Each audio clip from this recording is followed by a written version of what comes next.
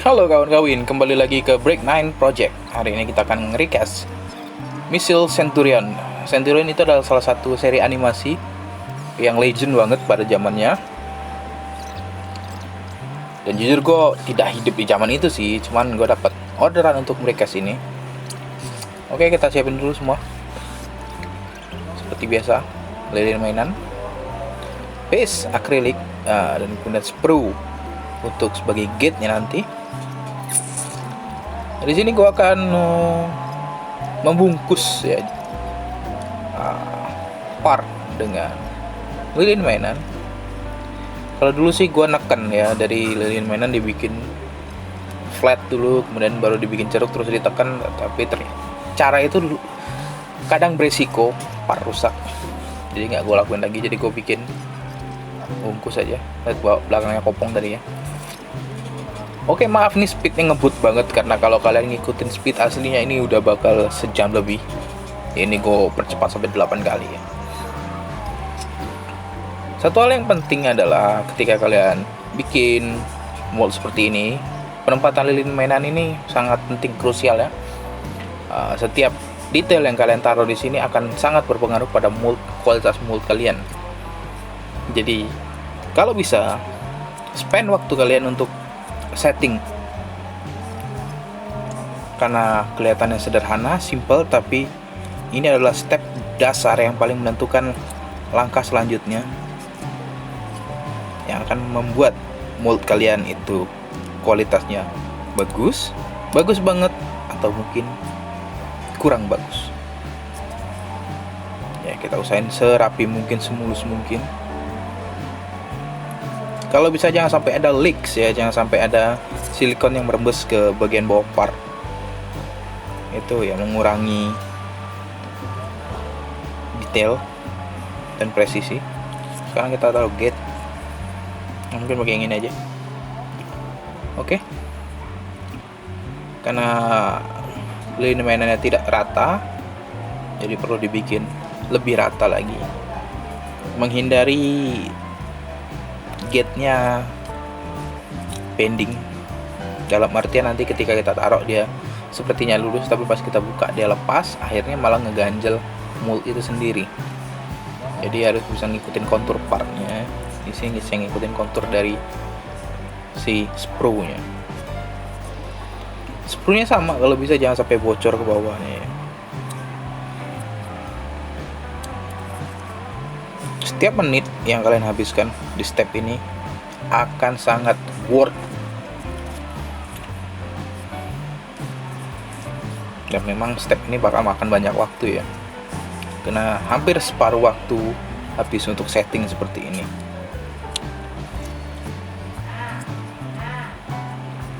Oke, sekarang kita ukur wallnya.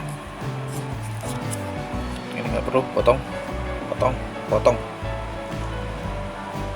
Sini coak, kita tambal dulu. Oh, sip. Oke. Di sini gue nyadarin kalau ternyata moldnya terlalu ke bawah ya. Jadi gue akan putusin untuk naikin lagi ke atas. Oke, kita akan bersihkan sisa sidik jari dan sisa clay yang ada di permukaan part supaya partnya mulus dan mengkilap.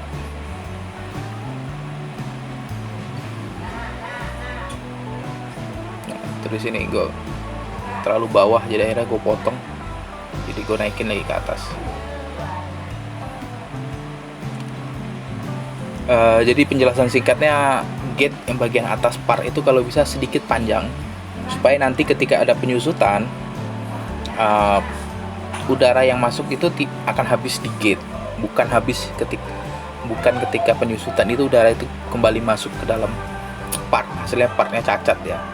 Jadi lebih baik gate untuk atas lebih panjang, tapi yang di bawah juga tidak boleh terlalu mepet supaya nggak bocor.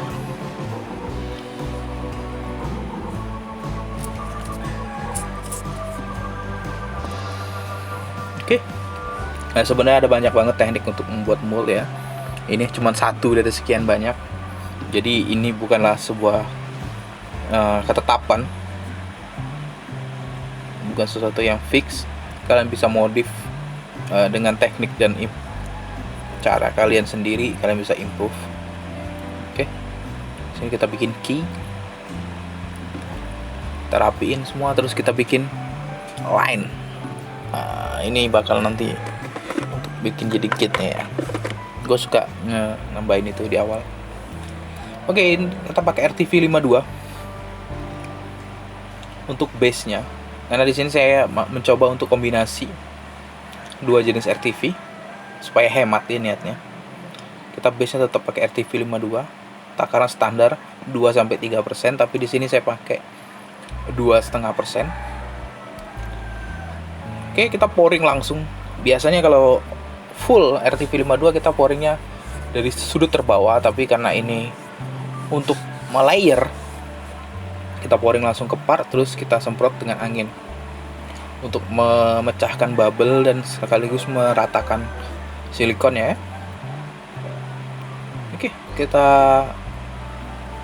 apa istilahnya, miringkan supaya silikonnya merata. Oke, kita diamkan dulu.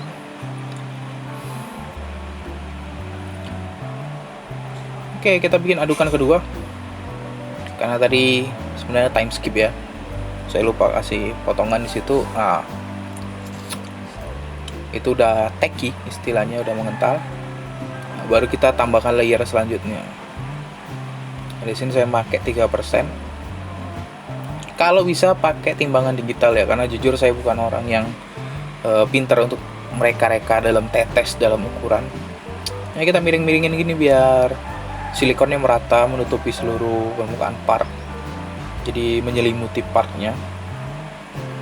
Sama kita semprotkan angin untuk membantu silikon merata dan juga menghancurkan bubble yang kelihatan.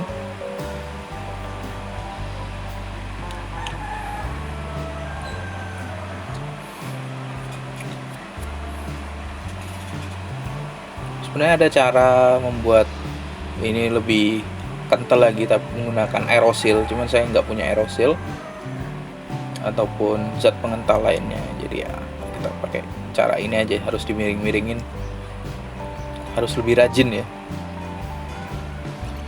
Dari segi waktu memang cara ini lebih banyak makan waktu, tapi kalau dari segi biaya tadi saya hitung-hitung hemat sekitar 30%-an, lumayan. Oke, time skip lagi. Ini kita bikin layer terakhir, layar penutup. Tadi pakai RTV berapa ya, 497 ya. Saya pertama kali pakai RTV ini, harganya lebih murah, sekitar lebih murah 35.000 daripada RTV 52, tapi baunya lumayan mantap. Oke, kita tambah filler di sini. Nanti saya jelasin terakhir filler itu apa. Intinya filler itu adalah silikon yang udah dihancurkan sampai jadi mirip bubuk. Oke, di sini saya pakai pigmen. Kenapa? Karena katalisnya itu bening. Jadi saya nggak mau ngambil resiko ngaduknya kurang rata, jadi saya pakai bantuan pigmen. Jadi kalau warnanya udah berubah rata, berarti udah rata semua. Kalau mungkin kalian terbiasa ngaduk tanpa pewarna yang bening-bening ya silahkan, tapi saya pakai pigmen ya. Oke, tuangkan di sini untuk pipar, kita ratakan dengan dimiring-miringin lagi. Ini kayaknya nggak cukup ya, jadi nanti saya tambah lagi, tapi sini diratain dulu. Oke, ada bubble, kita hancurin. Oke, karena bentuk partnya sedikit segitiga ya, jadi dimiringin biar bagian bawahnya lebih tebal. Saya ngisi bagian bawah dulu.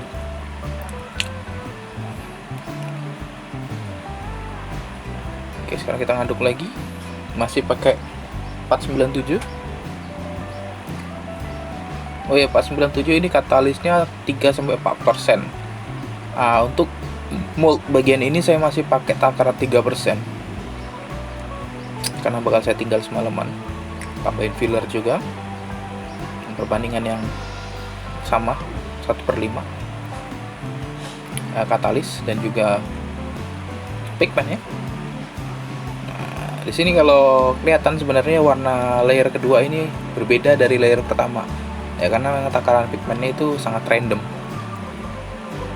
ya. Semoga membantu saya ngaduk aja.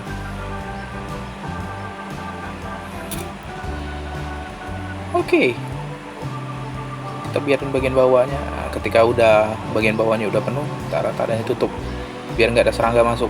Oke, ini udah keras, time skipnya. Yang kita buka, ini ada sisa lebihan. Oke, kita cut dari lilin mainannya, hati-hati jangan sampai kena part. Oke, kita peeling. Bersih ya, itu fungsinya kalian setting dengan mulus itu gampang bersihnya. Ada sisa-sisa lilin mainan sedikit, itu kita bersihin pakai sikat gigi. Terus kita oleskan Vaseline sebagai anti lengket. Kita tipis dan merata aja ke semua permukaan silikonnya. Oke, terus kembali kita pakai alkohol untuk membersihkan sidik jari dan sisa-sisa Vaseline dari permukaan part, biar partnya kinclong ya, jangan ada sidik jari ataupun bercak-bercak yang tidak diinginkan. Oke, bersihin alkoholnya dikit. Wah, ini kita trim sedikit bagian luarnya supaya gampang nanti dudukinnya. Sisa ini yang dibuang, itu dikumpulin nanti di blender. Nah, itulah yang jadi filler. Saya juga biasanya memberikan pelumas di dinding dan juga bagian luar mold supaya nanti kalau ada leaking ke bagian tepi itu gampang dibersihin dan nggak nyatu ya. Oke, sekarang kita pasang dinding lagi. Dindingnya ini akrilik, karena gapnya sedikit mepet, jadi dindingnya saya buat sedikit naik ya ke atas,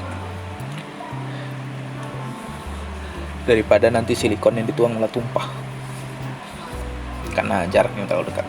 Oke, ini sisa yang mengering di gelas, kita peeling aja. Gampang banget, kalau udah keras tinggal ditarik-tarik ya copot. Nah, di stick juga gampang, nah, itu dikumpulin. Oke, kita pakai RTV 52 lagi ya di sini untuk layer base ya. Nah, di sini ada kesalahan, seharusnya saya nambahin layernya lebih merata lagi. Nah, cuman karena satu dan lain hal ya, saya cuman fokus ke part aja. Bukan masalah besar, cuman lebih baik kalau rata ke seluruh part untuk melapisi awal ini ya. Nah, ini kan miring-miringnya juga kayak awal tadi, supaya tertutup rata. Terus kita semprot pakai angin, menghindari bubble, meyakinkan semua partnya udah tercover. Kalau ada bagian lubang-lubang kecil itu kita bantu dengan tusuk gigi supaya masuk semua bagiannya, detail-detailnya dapat semua.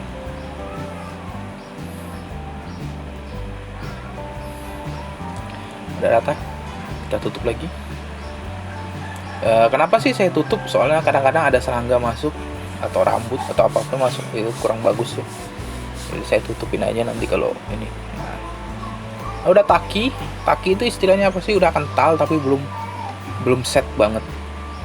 Nah, ini kesalahan yang saya sebut tadi. Harusnya tadi saya kasih layer RTV 52 lagi, baru RTV 497, tapi di sini saya langsung lompat ke 497 karena saya pikir ya udah nggak apa-apa.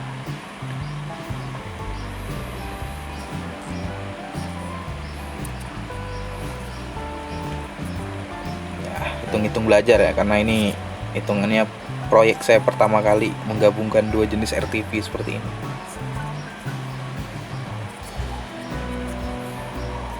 Biasanya saya full pakai RTV 52, cuman RTV 52 itu lumayan mahal buat saya ya. 1 kilonya itu 195.000. Kalau RTV 497 1 kilo 160.000. Oke, ini karena takarannya lumayan ngebut ya, 3 dan 4% tadi udah setting. Nah, saatnya kita peeling. Nah, kita cari celah yang paling dominan, terus kita buka pelan-pelan. Jangan dipaksa, nanti robek. Nah, ini juga sebenarnya terlalu cepat ya, harusnya saya biarin 4-5 jam, tapi ini karena takaran katalis yang lumayan banyak, sampai 4% tadi di maksimal ya, cepet 3 jam aja. Oke. Moldnya lihat mulus ya, jadi benar-benar work ketika kita clay itu. Kita pakai sekto untuk memotong gate. Ingat yang kita bikin di awal. Nah, itu gunanya di sini. Jadi kita tinggal ngikutin jalur yang ada. Ini juga saya bikin cowakan untuk resin masuk nanti. Nah, saya pakai corong kertas ya. Oke. Kita trimming excess-nya juga nanti ya. Seperti biasa kita kasih Vaseline sebagai anti lengket. Jadi nanti moldnya siap dipakai. Ketika mau dipakai udah siap maksudnya ya, jadi nggak harus lagi. Oke, saatnya kita bikin penahan. Saya pakai kardus tapi yang tebal ya, biasanya kardus printer atau kardus apapun yang lumayan tebal dan keras. Kita potong seukuran mold. Jadi saya kardus ini fungsinya untuk bantalan pertama ketika diikat dengan karet. Jadi si moldnya nggak bending ya. Terus kita kasih nama dan diikat karet biar nggak lupa ya. Nah, ini dia hasilnya, moldnya udah jadi dan siap dipakai. Nanti kita akan sharing lagi gimana proses castingnya dan hasil castingnya. Untuk itu tonton lagi ya. See you next time and bye.